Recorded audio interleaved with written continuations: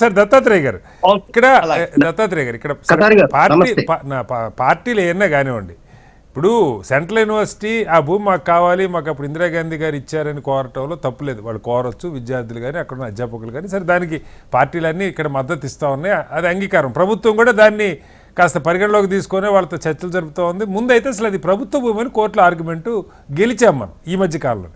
ఏ ప్రభుత్వాలను ఉండేది అది ఎవరో ఐఎంజీ వాడిదో ఇంకొకటిదో కాదయ్యా, ఇది ఈ రాష్ట్ర ఆస్తి అని చెప్పి కేసు గెలిచాం. ఇవాళ ప్రధాని ఏకంగా అసలు అటవీ భూమి అని చెప్పి ఆయన మాట్లాడుతున్నారు. అంటే మనకి ప్రభుత్వం కూడా ఒక అఫిడవిట్ ఫైల్ చేసింది హైదరాబాద్లో. సార్, ఈవెన్ నా ఇంటి పక్కన కూడా ఒక చిన్న గుట్ట ఉంటే ఆ గుట్టలో వచ్చి పాములు కనపడతాయి, ముంగేసులు కనపడతాయి, అప్పుడప్పుడు నెమళ్ళు కూడా కనపడతాయి. పాములు, ముంగేసులు, నెమళ్ళు కనపడితే అడవి అయిపోద్దా?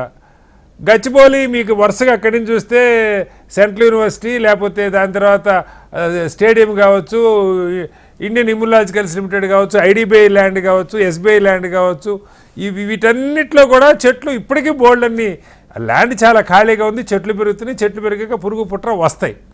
అసలు దీన్ని ప్రధాన ఏకంగా అటవీ భూమి అంటాం, అటవీ భూమి మీదకి బుల్డోజర్లు పంపారంటాం, పర్యావరణాన్ని ధ్వంసం చేస్తున్నారంటాం. ఎలా అర్థం చేసుకోవాలి దత్తాత్రేయ గారు? నమస్తే కటారి గారు. చాలా మీకు ప్యానెల్లో ఉన్నటువంటి మిత్రులకు, హెచ్ఎంటీవీ ప్రేక్షకులకు గుడ్ ఈవినింగ్. ఏదైతే దేశ ప్రధానమంత్రి నరేంద్ర మోడీ గారు సంఘటన జరిగి దాదాపుగా ప్రభుత్వం పైన ప్రజా సంఘాలు, విద్యార్థి సంఘాలు, ప్రతిపక్ష పార్టీలు విజయం సాధించిన తర్వాత బీజేపీ ఏ విజయానికైనా తన ఖాతాలో వేసుకునే ప్రయత్నం చేస్తుంది. నరేంద్ర మోడీ గారికి సంఘటన జరుగుతున్నప్పుడు తన కళ్ళకు గంతలు కట్టుకున్నాడా, లేకపోతే చెవుల్లో ఏమైనా వేరే దూతులు పెట్టుకున్నాడా నాకు అర్థం కాదు. సంఘటన జరిగినప్పుడు స్పందించలేదు. సుప్రీంకోర్టు సుమోటోగా తీసుకున్నటువంటి కేసు. సుప్రీంకోర్టు విషయంలో వీళ్ళు ఏమైనా అడ్వకేట్ ని పెట్టి కొట్లాడినరా? పోనీ విద్యార్థులు కొట్లాడుతుంటే ఇక్కడ ఉన్నటువంటి స్థానిక నాయకులు, బీజేపీ నాయకులు కానీ ఎవరైనా సహకరించిండ్రా?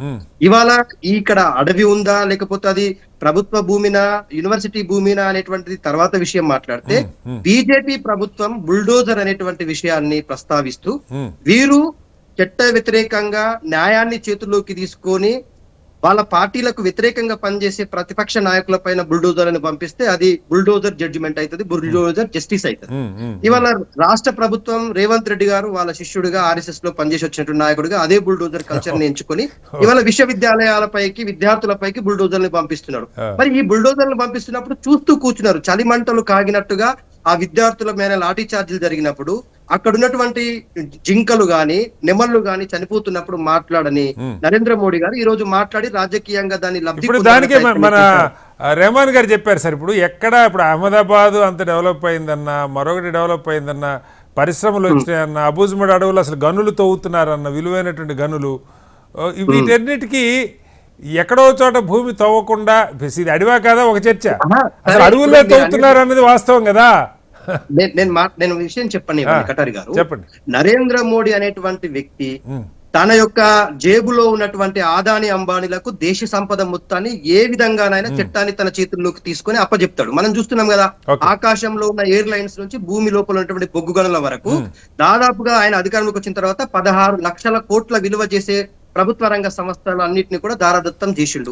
అందులో భాగంగా మనం చూసాము, ఓడరేవులు పోయినాయి, స్టేడియాలు పోయినాయి, రోడ్లు పోయినాయి, విద్యుత్ సంస్థలు పోయినాయి, ఇక మైనింగ్స్ పోయినాయి. అన్ని కూడా ఆదాని అంబానీలకు అప్పనంగా అప్పచెప్పిండు. అప్పుడు పర్యావరణ చట్టాలు గుర్తుకు రాలేదు, అటవీ చట్టాలు గుర్తుకు రాలేదు, ప్రజల సమస్యలు గుర్తుకు రాలేదు, ప్రజలు గుర్తుకు రాలేదు.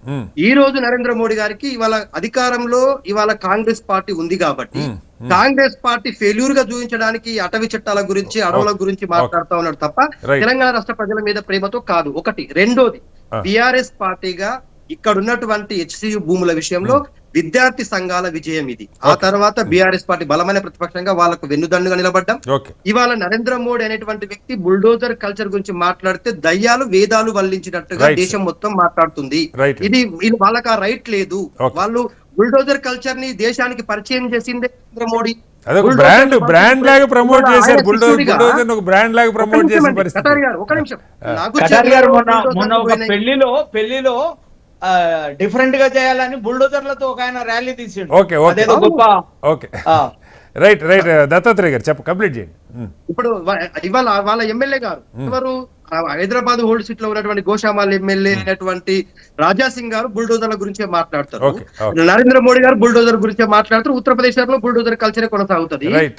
దేశంలో న్యాయాన్ని చట్టాన్ని చేతుల్లోకి తీసుకునేటువంటి వ్యక్తులకు ఈ దేశంలో మాట్లాడే రైట్ లేదు. ఒకటి ప్రధానమంత్రి గారు అయినప్పటికీ కూడా ఆయన దీన్ని రాజకీయ అవసరానికి వాడుకున్నాడు తప్ప ఇక్కడ పోరాడుతున్న విద్యార్థులకు మద్దతు ఇవ్వాల్సి ఉండే. పోరాడుతున్న విద్యార్థులని నువ్వు పోల్చాల్సి ఉండే. అరే మీది విద్యార్థుల విజయం, ఇది విద్యార్థుల పోరాటం అని వాళ్ళు గుర్తుకురారు.